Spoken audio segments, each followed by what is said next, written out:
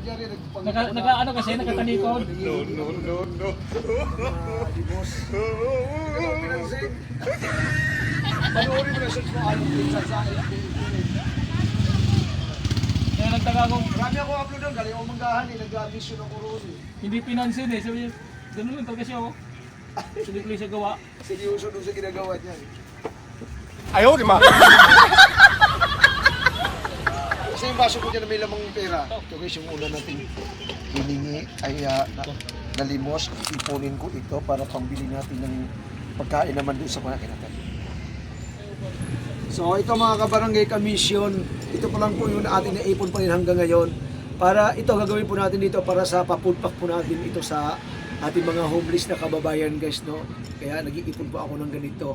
Tapos sa ating pag-iikot guys, nanilimos po tayo, nagpa-prank po tayo, nanilimos tayo. Mayroon naman po tayo nahihinging pa kunti-kunti.